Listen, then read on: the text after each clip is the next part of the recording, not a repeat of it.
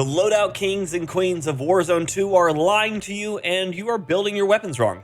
Okay, so they're not exactly lying to you, but they're ignoring some of the changes that Warzone 2 has, and they aren't taking that into account when they're going to build their weapons and showing you the new quote-unquote best builds available for Warzone. Now, I meticulously go through hours a night because I guess I like pain, and go through and actually adjust my loadouts until I try to find what is considered a better version than the day before. Min-maxing is what they would call it if we were playing an MMORPG, but we're not. We're playing a first-person shooter, but there is a lot of stats, and with those stats comes times when you have to kind of figure out where they actually lay and how they're working. Today, the biggest lie that you've been sold is foregrips. And if you've been on my channel recently watching my streams, you've actually seen me cover this, and we've gone over it a bit. But today I'm going to do a more concise version for you, anybody who's watching this video. If you learned something new, drop a sub and share this with your friends so they too can have their best build in Warzone 2. Now, I've gone through on every weapon in the game that is fully automatic and semi-automatic and have tested each of them with each of the grips and each of the adjustments. And honestly, I can tell you right now, there is very little benefit right now to running a foregrip on almost any weapon that you choose to run. Right here, what we have is the Merc foregrip, or the Lock Grip Precision, which is what a lot of streamers and video creators right now are saying is the best foregrip in the game. I have seen recently a lot of people are tuning this for hip walking speed, and I am one of them. I was originally building this for the same idea, as I was been going to websites like sim.gg and just checking to see the stat changes. And the Lock Grip Precision and the Merc foregrip both feature the highest amount of stat change for recoil control. But one of the big things that we as a community haven't been taking into adjustments is the hipfire recoil control and the recoil steadiness and the hipfire accuracy, and all of these other things are all affecting what these bars on the side, accuracy and recoil control, mean. And unfortunately enough, for those of you out there who have been trying to do this as well, it is not very true. So we're going to look here at the Lockwood Precision Grip, and we're going to run a little bit of a shooting. This is going to be with no recoil control management at all. You're just going to see the gun's going to go kind of a little bit of a ways. So if we go in here and we remove this, you're going to see that it's going to have almost the exact same pattern. So what you gain out of this is absolutely nothing. All it takes is just a barely pushing down on the joystick, and there is no recoil here for this with no foregrip. So what does this really mean? It means that, again, the foregrip, or the undergrip barrels, the foregrips themselves, have very little actual true impact on a recoil standard for the weapons. Now, I know what you're thinking. This is the TAC 5.6. The TAC 5.6 already doesn't have a lot of recoil. What does it matter? Well, we can go over here to the TAC V, which is a significantly larger amount of recoil weapon to run, and we can do the exact same tests here, and we can start off with just equipping one of the Lock Grip Precisions, going in, giving it a go. And of course, this is here with no recoil control as well. So we're just firing straight up into the ceiling, basically.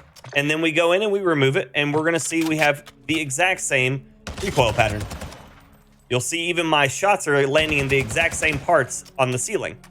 This is providing zero additional recoil benefit for any of the actual gunfights, because the recoil control that these are offering are for hipfire and recoil steadiness, which doesn't actually affect your recoil control, only the degree that the recoil deviates.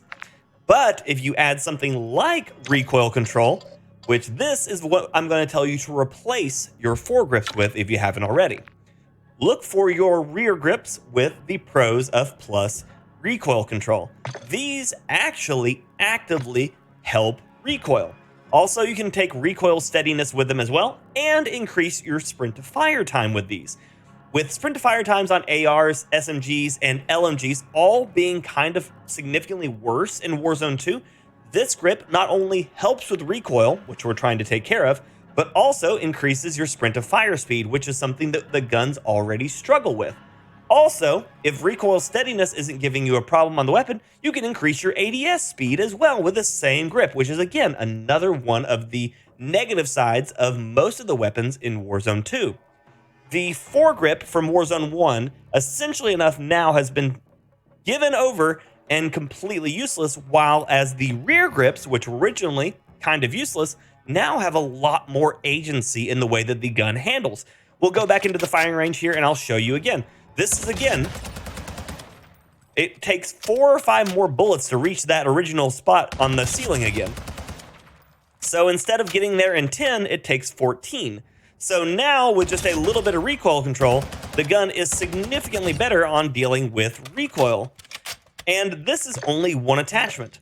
So if you can just change one attachment on your gun and get a already about 6 bullet difference on your recoil, that's pretty outstanding, especially when you start to consider the fact that most of these weapons are already going to be paired with some sort of form of recoil control muzzle, and you're no longer wasting on these foregrips here.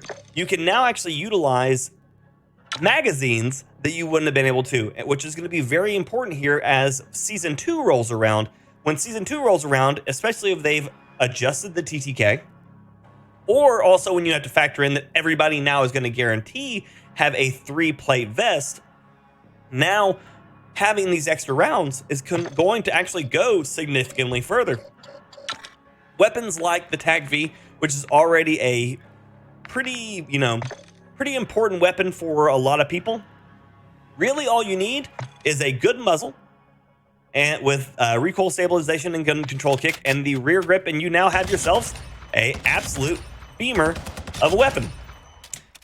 So we've been able to do now in 2 attachments what it normally would take us 3 or 4.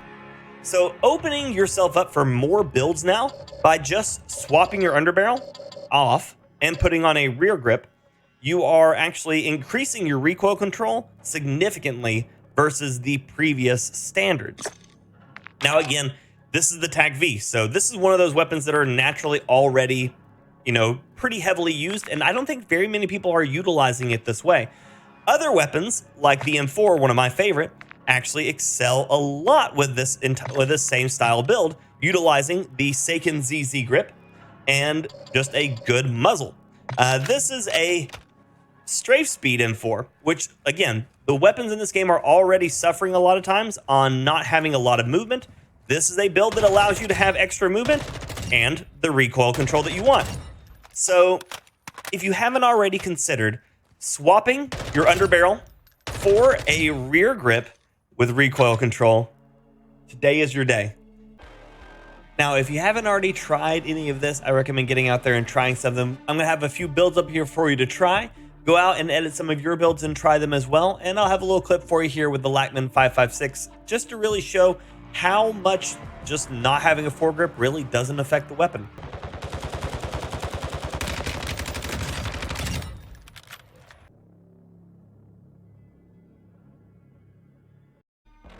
Now, here's going to be a couple more builds that I think that you might want to see. First off, here is the long-range Scar Heavy TAC-V.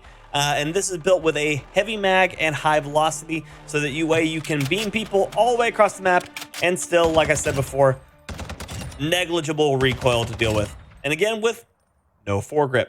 The next one I'm going to recommend to you is, if you haven't already messed with it, the Kostov 762.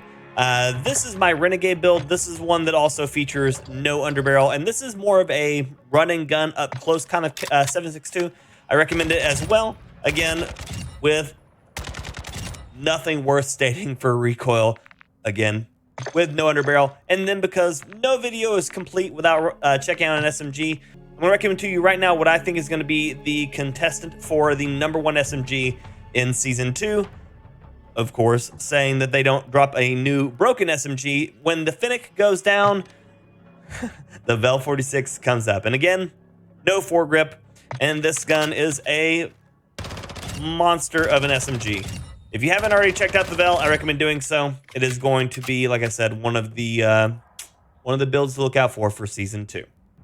As Warzone 2 continues to evolve, we figure out more things about the game and how to run them.